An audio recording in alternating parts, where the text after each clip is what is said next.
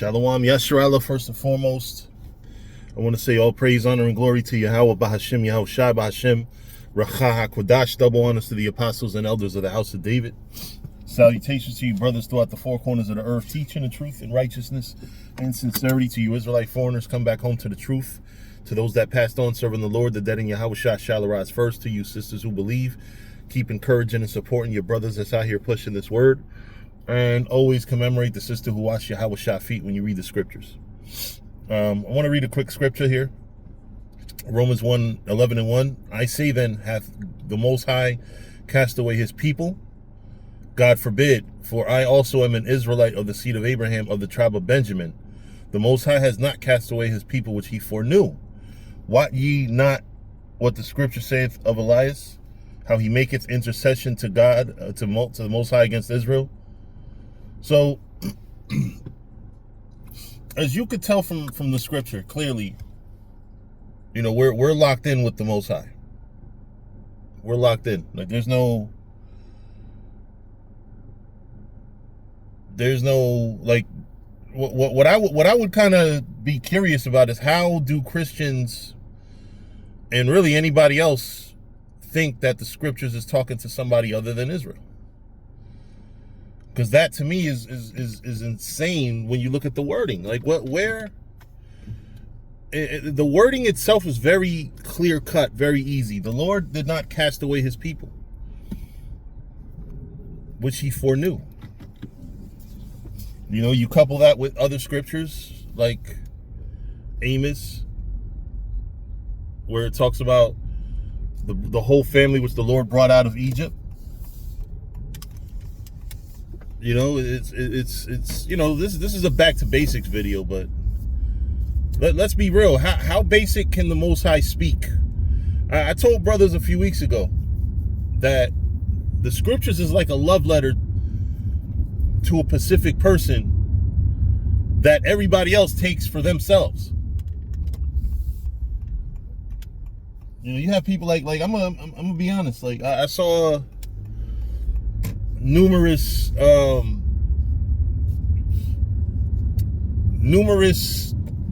don't know what the hell they are when people go up to debate Charlie Kirk. And I do like a lot of what Charlie Kirk has to say, because definitely although he's about Jesus, he does make a lot of arguments that are really good arguments to support about Jesus. But then he goes off on a lot, but he goes off when he starts talking about how the scriptures are for everybody in all nations and shit, which is not true. He obviously, as great a mind as he is, he skipped over that verse, obviously. You know, but it's a basic thing. It's very simple. It's in the New Testament, so you can't get around. You can't say, oh, that's just Old Testament. Because a lot of that's the dismissive argument that Christians make. Oh, when you see a scripture talking about how Israel is God's chosen people, that's the Old Testament.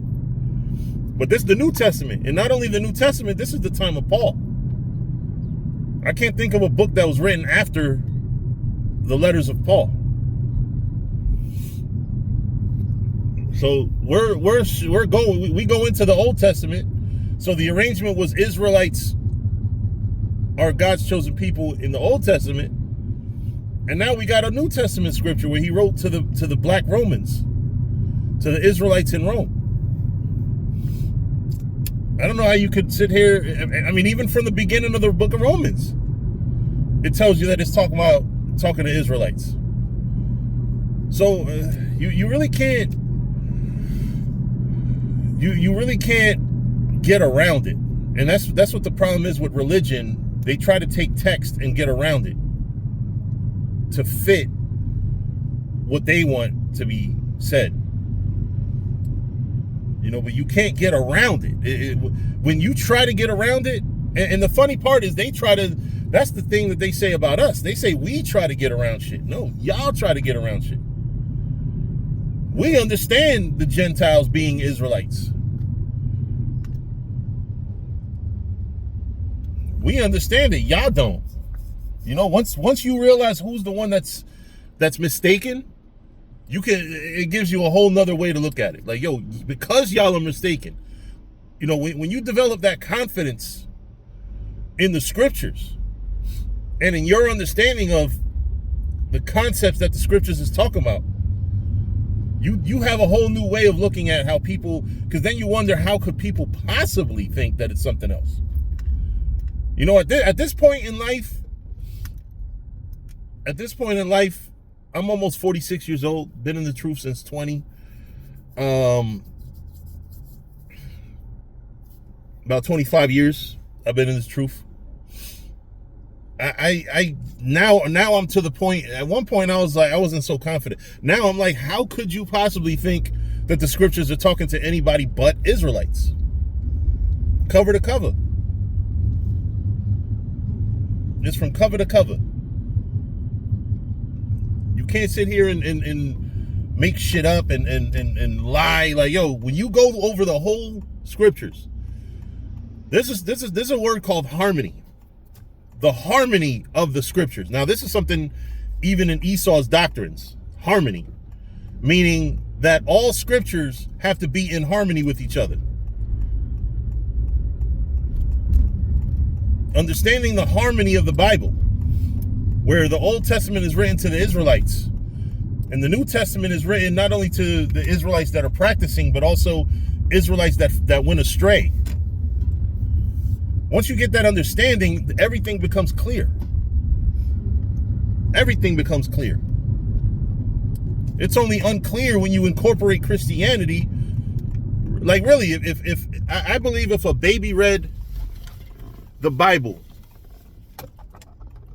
or not a baby, but I'm saying like from when you're a baby and nobody teaches you anything other than the meaning of words,